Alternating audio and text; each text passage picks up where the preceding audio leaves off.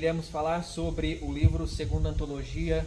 Eu estou ao lado da Jaqueline Gil, que fez o comentário no poema Pioneiros da Nova Alta Paulista, na letra de Antônio Francisco Castanha. Boa tarde, Jaqueline, tudo bem? Muito boa tarde, Gilson. Tudo bem? Jaqueline, para a gente começar, fala um pouquinho, qual que é a sua formação e de onde você é?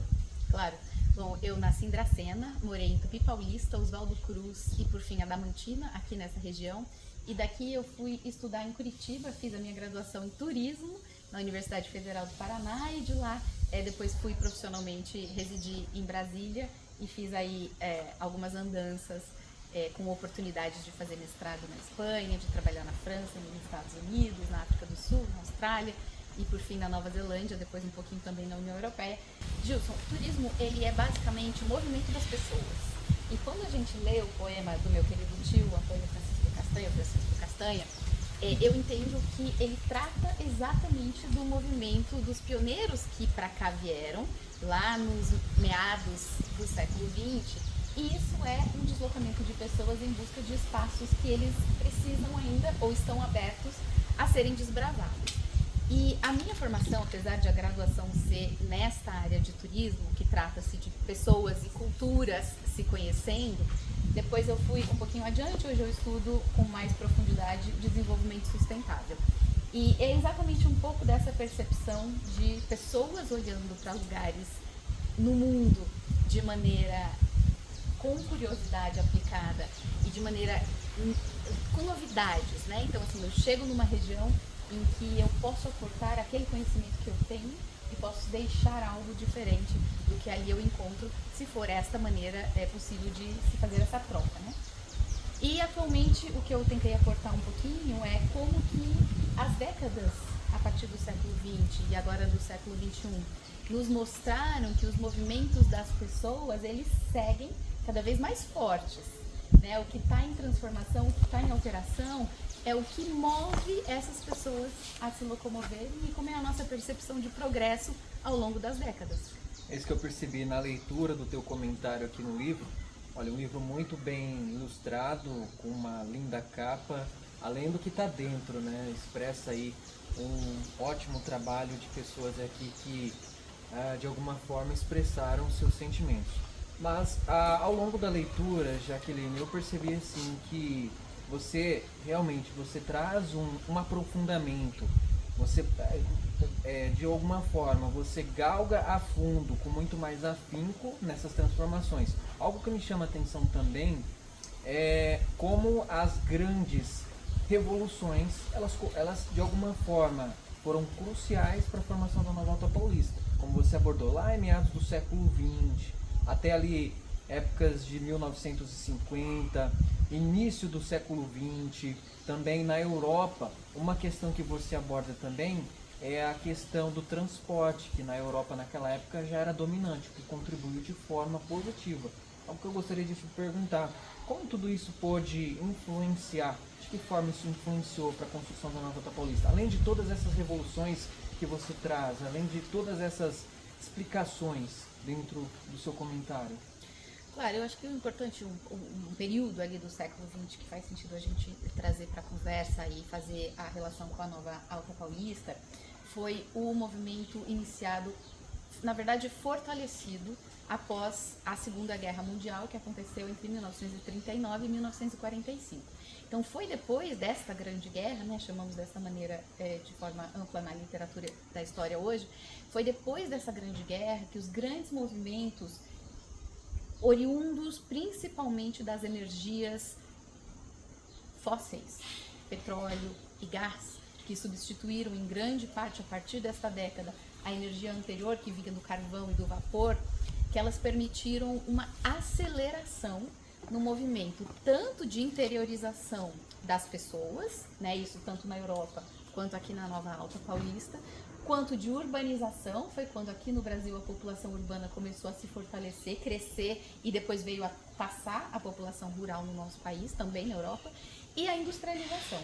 Então a matriz energética que permitia esses grandes movimentos e essas grandes transformações a partir da indústria ou de movimentos da própria agricultura e em âmbito urbano também, acontecia lá e acontecia aqui. A Nova Alta Paulista é também uma, digamos assim, beneficiária deste movimento, de como as energias, as matrizes energéticas foram importantíssimas para o deslocamento de pessoas. Ou seja, toda essa miscigenação de conhecimentos foram cruciais para a formação da Nova Alta Paulista. Com certeza. Outra questão também que você pontua é sobre os respaldos. Hoje o ser humano ele não tem mais o respaldo da natureza. Quais seriam esses respaldos? Sobre a relação, né, do humano com a natureza, eu acho que a gente tem algumas perspectivas para a gente trazer aqui para a nossa conversa. Primeiro de tudo, as populações tradicionais do planeta, não só do Brasil, ou muito menos da nossa região, se colocam como membros da natureza, somos a natureza, né? Os indígenas aqui na nossa região da América do Sul falam desta maneira, nós somos a natureza. Os indígenas do norte da Europa, principalmente, considerando ali os povos da região gelada, os tradicionais povos da África, os indígenas da Nova Zelândia, da Austrália, dos Estados Unidos e do Canadá, eles se entendem, historicamente, estamos falando de milênios, como parte da natureza. Com esse movimento muito mais fortalecido a partir da Revolução Industrial no século XVIII e que tem no século XX o seu auge a partir ali desse momento do pós-guerra, a urbanização é um movimento que, de certa maneira, e de forma até inconsciente ou mais do dia a dia, até automatizada, nos distancia deste ambiente que é o nosso de origem, né? Nos distancia disso e a cidade começa a aportar, de certa maneira, muito mais cimento do que o verde na vida dos urbanos.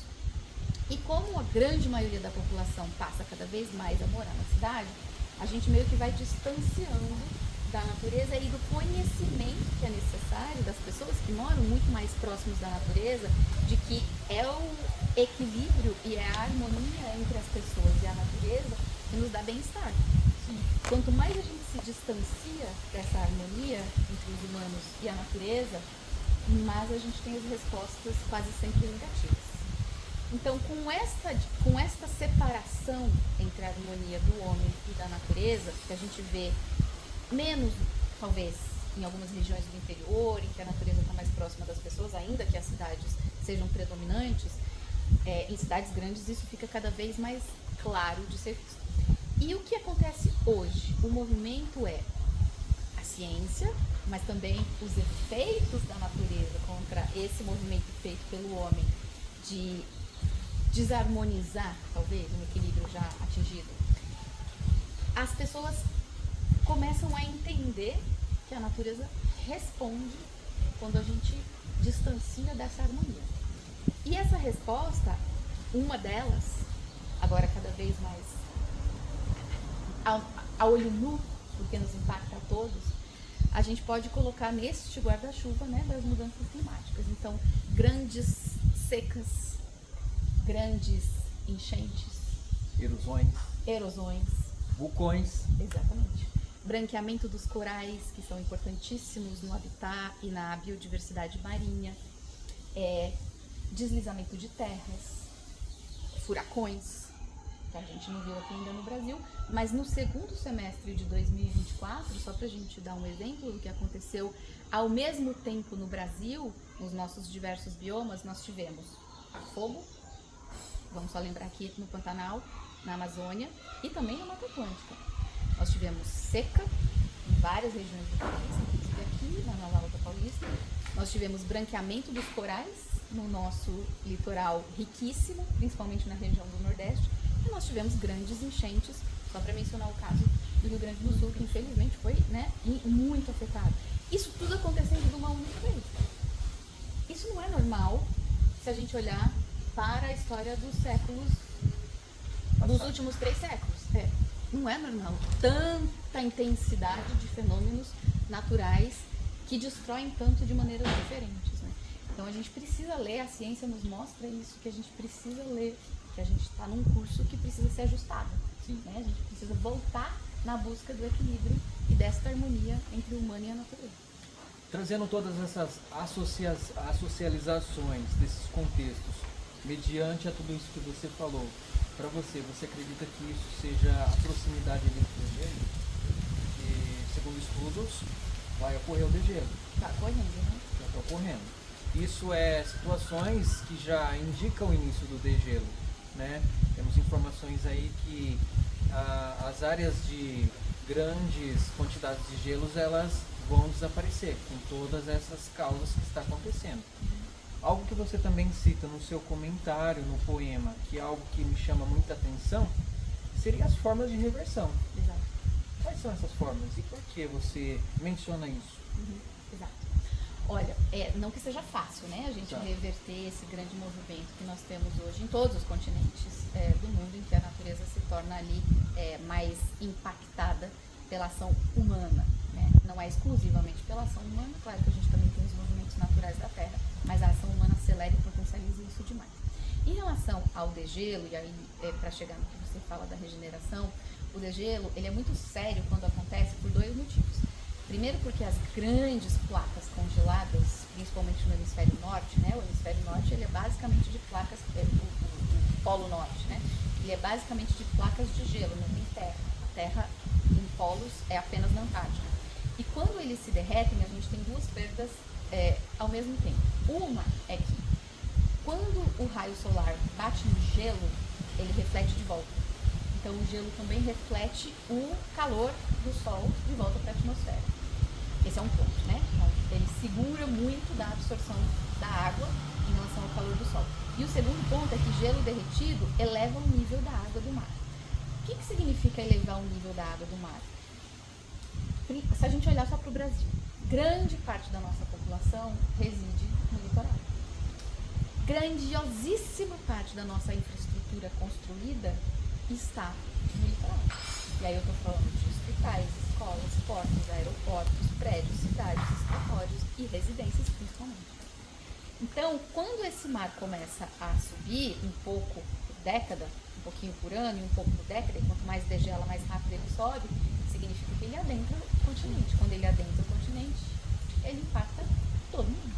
Ou seja, acarretando aí também o que a gente conhece de desaparecimento das grandes cidades que estão ali próximo ao mar. Pronto, e algumas que estão ali em regiões mais vulneráveis serão impactadas mais rapidamente do que outras que eventualmente estão ali um pouquinho, alguns metros acima do nível do mar, ou que tem ali uma região mais montanhosa como parte da área urbana. E aí, voltando para o que você falou da regeneração, hoje o que a gente entende nos movimentos dos grandes fluxos de investimentos do mundo, que também direcionam áreas produtivas, o que a gente vê é muitos investimentos indo para a área de regeneração de biomas e de regeneração de tipos de infraestruturas. O que eu quero dizer com isso? A gente precisa hoje, isso já está acontecendo, de portos com acesso a combustível que não é fóssil, por exemplo, o hidrogênio verde, para conseguir trazer navios que já estão adaptados para uma energia mais limpa. A gente vê uma série de construções, principalmente na construção civil, e de fato, Gilson, o termo regeneração, ele vem da arquitetura e da agricultura, porque o agricultor responsável, ele sabe que se o solo não tiver bem cuidado, não for fértil, não dá comida. Não gera, o boi fica magro, a comida não produz, né? E aí impacta toda a cadeia da renda. E na cidade da mesma maneira, se a gente não tiver uma arquitetura que capta a água da chuva, que favorece os ventos, que nos protege do sol, que faz uma construção mais agradável para a nossa temperatura, também não serve, né? Então, o que nós estamos vendo é um grande movimento de investimento do capital privado, olhando para regeneração de espaços, tanto urbanos, com construções muito mais verdes, muito mais adaptadas à nossa relação com a natureza, e na área rural, principalmente. Então, grandes movimentos de regeneração de biomas, que significa reflorestamentos, grandes movimentos de regeneração de corais, o que significa maior equilíbrio na biodiversidade marinha, que é a maior parte do planeta e, portanto, equilibra as nossas temperaturas ou não. A gente vê muito movimento de replantação de vegetação. Reflorestamento. Exatamente. E de áreas muito mais vulneráveis. Por exemplo, regiões litorâneas com as encostas das serras, que precisa de floresta para segurar os deslizamentos de terra, né? Inclusive em áreas urbanas ou rurais. Então a gente está vendo isso como negócio. E isso que é interessante. Então hoje os novos grandes negócios precisam estar nesta lógica de maior equilíbrio entre a natureza e nós, humanos. De que forma que essas empresas hoje, de que forma que elas podem estar aderindo a essa nova tecnologia?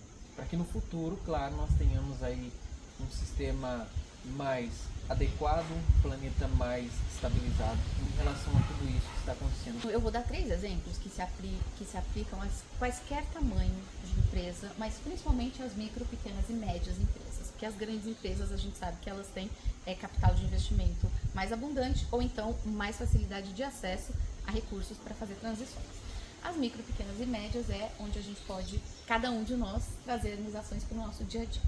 Então, só para a gente ser mais compacto, eu vou trazer 3 exemplos. Primeiro de tudo, que a gente precisa cuidar é da nossa fonte energética. O que eu quero dizer com isso? Quanto mais energia limpa a gente puder agregar ao que nós fazemos, seja numa moto que transporta ou que faz entregas, seja num trator ou num caminhão que é colocado ali à disposição para a atividade produtiva, quanto menos combustível fóssil a gente puder entregar, melhor. O que eu quero dizer com isso? Gasolina e diesel, hoje, são grandes fontes usadas por esses movimentos e são oriundos de combustíveis fósseis. Então, etanol é uma fonte muito melhor, inclusive aqui nessa região, com a presença de usinas de álcool como combustível, a cadeia do etanol, ela emite muito menos gases de efeito estufa do que a cadeia da gasolina, e nem falar a cadeia do diesel. Então, quem puder trocar o combustível fóssil por um etanol, maravilhoso, isso pode ser feito imediato. O segundo ponto é a gente sempre buscar, das melhores formas possíveis, utilizar a nossa energia maravilhosa do sol, porque aqui não falta sol, né? Tem um sol para cada pessoa aqui. Tem. Então, sempre que possível, aportar a energia solar em tudo que é feito no nosso meio produtivo. Então, primeiro de tudo é a gente olhar para a nossa fonte energética. Em segundo lugar, eu diria que é a gente tirar da circulação do que a gente produz e faz circular em bens ou em serviços, materiais poluentes, principalmente os descartáveis. Por que eu quero dizer isso? Porque os descartáveis, eles usam recurso natural, eles vão normalmente por uma base industrial, vamos só pensar na nossa sacolinha plástica, aquela que a gente usa e... Aquelas de supermercados aí, ó. Todo mundo costuma ir lá no supermercado e trazer ali a sua Coca-Cola, o seu arroz, o seu alimento. Exatamente. Aí ela usa do combustível fóssil, petróleo principalmente, vai para uma planta industrial, é transportada num caminhão provavelmente movido a diesel ou a gasolina, é usada muitas vezes por alguns minutos, é isso, compro alguma coisa no supermercado, levo para minha casa e descarto. Só que elas levam séculos para saírem da natureza, e isso gera poluição, tanto no solo como e principalmente na água. E essas águas do interior, todas elas culminam em um único lugar que chama-se oceano. E aí todo esse lixo vai para lá e mata tartaruga, alga, peixe, desqualifica a produção dos pescadores e levam séculos, como a gente já sabe, para se decomporem, inclusive voltando para os alimentos a nossa corrente sanguínea. Então, tudo que for descartável, o ideal é a gente tirar do nosso uso, da nossa circulação. Copinho, isoporzinho, colherzinha de plástico, tudo que a gente pode olhar e falar, isso aqui levou um tempão para ser produzido e eu usarei em alguns minutos apenas quando muito, né? Então, orienta-se a trocar, tirar isso, para que de fato a gente tenha uma economia que não gere resíduo, principalmente tóxico, que a gente fomente sempre o resíduo que pode ser reutilizado e ressignificado, né? Então, que eu pegue de um objeto, faça deste objeto uma outra coisa. Por exemplo, eu tenho hoje uma panela e daqui a 30, 40, 50 anos, quando essa panela perder o seu uso, que eu possa fazer dela alguma outra coisa, como por exemplo, fundir aquele ferro de novo ou aquele alumínio de novo e colocar no teto de uma residência, por exemplo. E mesmo quando a gente lê nos frascos, principalmente nos plásticos, reciclável ou reciclado, vale sempre a gente lembrar que para aquela reciclagem acontecer foi usado muito combustível fóssil e foi gerado muitos gases de efeito estufa. Então, se a gente puder banir o plástico do nosso uso é o ideal. Algo só te complementando, você falou da questão de mudanças lá, os copinhos. Algo que talvez não seja fácil para a população, porque hoje todo mundo está acostumado, né? Usar um copinho descartável, No cafezinho, ali tomar um refrigerante. Algo que talvez seja descartável, né? Usou uma vez, não reutilizar novamente, jogar. Acho que a sociedade, as pessoas aprenderam de forma errada. Isso que talvez impactaria de forma direta para que elas, assim, de imediato conseguissem e se readequassem ao novo modelo. Talvez isso de início seria, assim, não digamos um problema para elas, porque elas podem, todos nós podemos e devemos e conseguimos a mudar todos esses hábitos. Mas as pessoas hoje elas estão muito habituadas com essa questão do usou, descartou. Elas não pensam em reutilizar, algo que dá para fazer com muitas coisas, não só com copo descartável, de repente com uma caixinha de leite ali que você utiliza aí no seu café, mas também os copinhos descartáveis, as coisas que as pessoas utilizam hoje, né, que são descartáveis. Algo que ficou muito fácil hoje, usou, descartou e não se pensa em se reutilizar. E é isso que você está dizendo, optar por algo reutilizável, algo que dê para reutilizar e que, claro, que não seja descartável, não polua a natureza como já vem acontecendo. Exatamente. E o terceiro ponto, né, eu disse 3, já mencionei o primeiro, que são as fontes energéticas, ou seja, as energias. O segundo, que é a gente evitar todos os descartáveis e priorizar no nosso dia a dia tudo que é durável, né? E aí, quando a gente vai fazendo isso como consumidor, as indústrias também vão sentindo esse movimento e vão priorizando aquilo que tem mais tempo de duração do seu uso. E em terceiro ponto, e isso é muito importante, porque é algo que todos nós precisamos várias vezes ao dia, que é a escolha dos nossos alimentos. Olha que interessante. Quando a gente pensa, vou dar só um exemplo, em comprar uma massa de tomate italiana, né, chiquérrima, e aqui nessa região que tem muito colonização italiana, da qual eu também faço parte, a gente acha lindo, né? Vou comprar uma massa de tomate, olha que italiana, feita na Itália, vem de Milão. Maravilhoso. Só que hoje nós já sabemos que aquela latinha de massa de tomate italiana, deliciosa, fez provavelmente o seguinte percurso. O tomate foi plantado no Egito e foi transportado de avião até Milão, emitindo muitos gases de efeito estufa, e esse tomatinho, aparentemente inofensivo, já tem ali junto com ele 1 tonelada de carbono emitido. Aí esse tomatinho chega na indústria em Milão, onde ele é transformado em polpa, no molho, etc. E esta indústria, ainda que ela seja já mais adaptada ao sistema europeu de menos emissão de carbono, emitiu algum carbono. Aí vem com rótulo plástico. Sai de Milão, vai de trem ou de caminhão até algum porto, provavelmente ali em Gênova, alguma coisa assim, e vem de navio, queimando diesel, até Santos. Mais umas toneladas de carbono até chegar em Santos. Chegou em Santos, vem de caminhão até a nossa região, emitindo mais carbono. Então, quando a gente vai fazer a pegada de carbono de uma latinha de molho de tomate italiano, provavelmente uma latinha pode se aproximar de muitos quilos de carbono na atmosfera. Aí vou trazer isso para a nossa região. Todo mundo tem uma nona própria, ou do vizinho, ou do primo, ou do amigo, né? Aquela avó italiana que ensinou a gente a fazer as comidas. Eu tenho uma, aliás, é maravilhosa. Quando a gente tem a compra do tomatinho do nosso vizinho, ou de algum lugar muito próximo, esse tomatinho nem precisa de embalagem. Ele pode vir direto numa caixinha de madeira bastante reutilizada. Aí, o transporte desse tomatinho, se aquela empresa, aquela pequena empresa já se adaptou e já está usando o etanol como combustível, eu já emiti muito menos gás. E nem tenho a embalagem descartável para virar lixo. Faço meu tomatinho em casa, faço meu molhozinho, se eu puder, no fogão elétrico com a placa de energia solar em cima da casa, e sirvo na mesa.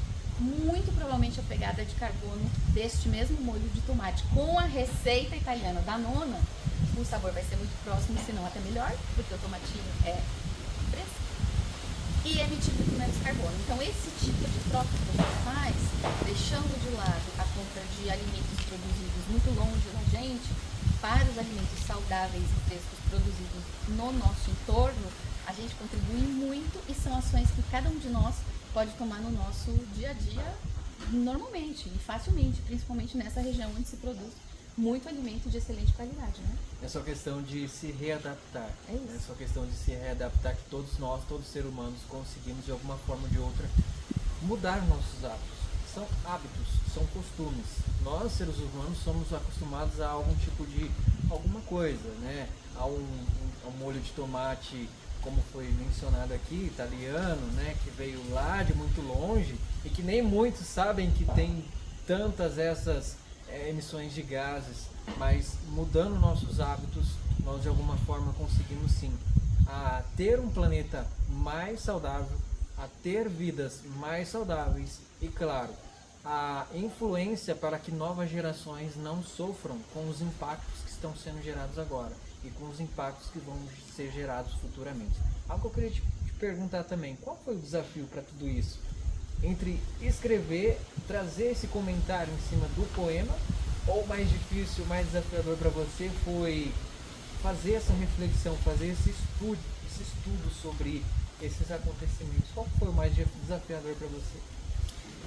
Olha, na verdade foi uma experiência muito positiva, né? Eu ter sido convidado pelas organizadoras, a professora Isabel e a professora Eunice, para participar dessa publicação, e ainda tive o privilégio de comentar um artigo que é do meu tio, né? Um poema que é do meu tio querido, do tio Pinho. Eu acho que o maior desafio foi, de fato, refletir nas palavras que o meu tio trouxe com tanto carinho desses pioneiros que chegaram até a região da onde a minha família faz parte, né? Os meus avós maternos, os meus avós paternos também, os meus tios, né? Toda a geração ali dos meus pais, meu pai e minha mãe, que fizeram parte da colonização mencionada no poema aqui dessa região, e traduzir isso de uma maneira menos apaixonada, né? Então eu me tirei dessa história, até porque eu já posso dizer que eu fui uma beneficiada do grande trabalho da minha família, dos meus avós, dos meus tios, dos meus pais. Então eu me tirei emocionalmente dessa situação e tentei fazer aqui uma análise de que aquele movimento que eles fizeram naquele momento foi o que tinha de melhor a ser feito, né, na realidade daquelas pessoas. Eles foram grandes desbravadores e foram muito importantes no desenvolvimento da nossa economia, no desenvolvimento da nossa sociedade, na cultura de quem nós somos hoje. E aí, como é que eu conseguia ler isso tudo com muito carinho e principalmente com muito respeito por essas pessoas, pelo que elas fizeram aqui, e colocar isso numa perspectiva da segunda e terceira décadas do século XXI e daqui para frente, né? Então eu fiz esse exercício de mais ou menos olhar para trás e jogar isso para um século adiante, como é que aquele mesmo movimento de desbravadores progressistas poderiam funcionar hoje dentro do que nós conhecemos e das realidades do que existe hoje nesse mundo. Algo que eu queria te perguntar também para a gente fechar, quais seriam então esses desbravar dos novos desbravadores dos próximos séculos? Muito bem, eu acho que os nossos grandes desbravadores desta década e das próximas são essas pessoas que conseguem gerar negócios, ter atividades produtivas, seguir com o processo de enriquecimento, porque é para isso que a gente tem hoje, né, os países orientados para, a gente continua buscando o enriquecimento das nações, vamos colocar dessa forma, para voltar lá em Adam Smith, no século XVIII, não deixou isso de ser importante, né, a economia gera muita coisa, mas hoje essa economia, a gente já sabe, na verdade a gente tem a certeza, que ela precisa ser desenhada para continuidade da pujança econômica com equilíbrio homem-natureza. E aí surgem neste momento, por exemplo, desbravadores que fazem modelos de negócios hoje muito lucrativos, que captam dinheiro em Nova York, que captam dinheiro em Londres.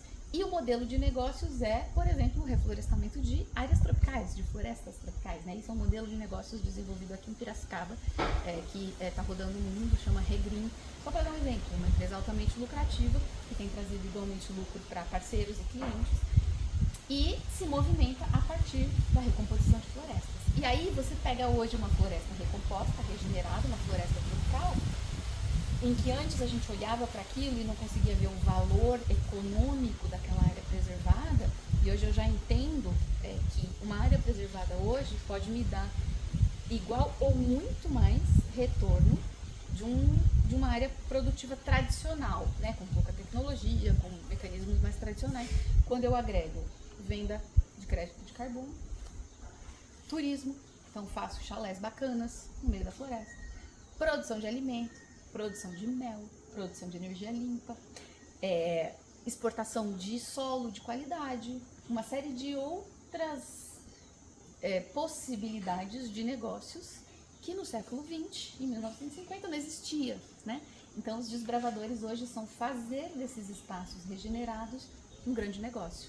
E aí, volta a mesma coragem daquelas pessoas que vieram para cá em 1950. Onde está a coragem dos desbravadores do século XXI. É exatamente essa a nossa beleza deste momento. Exato. Bom, Jaqueline, gostaria de te agradecer.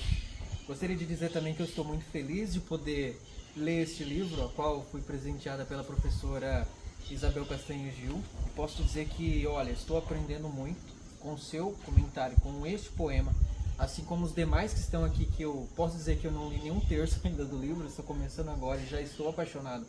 E claro, estou assim, de alguma forma, estou entusiasmado para este livro, porque aqui eu já descobri que escondem, traz diversos aspectos, diversos conhecimentos e, claro, como a Jaqueline menciona, diversos desbravar para os novos desbravadores. Então, Jaqueline, gostaria de te agradecer, quero dizer que eu espero que o conteúdo que está aqui, inclusive o seu e os demais, que possam alavancar esse despertar, esse desbravar nos desbravadores e que futuramente nós tenhamos uma geração desbravadora de verdade e que até 2030, 2040 nós tenhamos aí um ecossistema mais puro, mais saudável e que novas gerações não venham a sofrer as consequências que a população hoje sofre com enchentes, com tsunamis, com vendavais, com deslizamentos.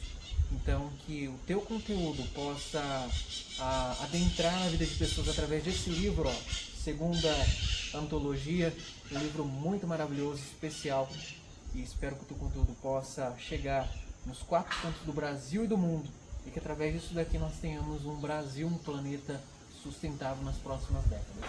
Muito obrigado, queria te parabenizar pelo teu trabalho, pelo teu comentário e pelo estudo abordado aqui também.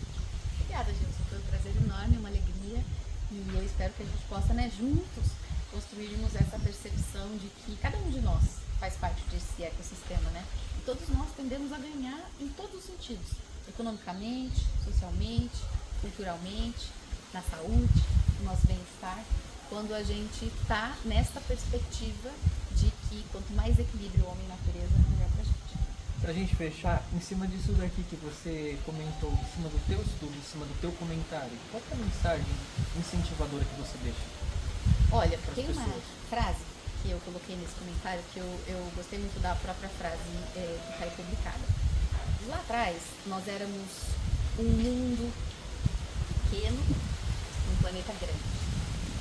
Por que muito pequeno? Porque as facilidades de locomoção eram menores, a gente não conseguia ir para lá e para cá o tempo inteiro porque não tinha avião, ou se tinha, era muito caro, era muito inacessível, era restrito. Aí, principalmente o advento da grande aceleração, a partir da metade do século XX, a gente foi tendo mais acesso a meios de locomoção, as culturas foram ficando mais próximas, a comunicação foi ficando muito mais fluida. Hoje, por um celular, por um equipamento que cabe numa mão, a gente consegue gravar alguma coisa aqui no Diamantina e daqui a pouquinho está passando lá no Japão, transmitindo a nossa mensagem, inclusive para os colegas que são dessa região, que estão morando lá no Japão. Então, nós partimos deste mundo, que naquela época era pequeno, e nós entendíamos, portanto, que o planeta era muito grande, porque as distâncias quase que eram inalcançáveis. Hoje é o contrário. Hoje nós vivemos num mundo grande, porque praticamente a gente já está totalmente conectado. Eu posso ir daqui à Antártida em poucas horas, eu posso ir daqui à Ásia Central em menos de um dia, eu fiz isso recentemente, quando eu acordei, estava lá no Azerbaijão. Mas o nosso planeta está ficando cada vez menor.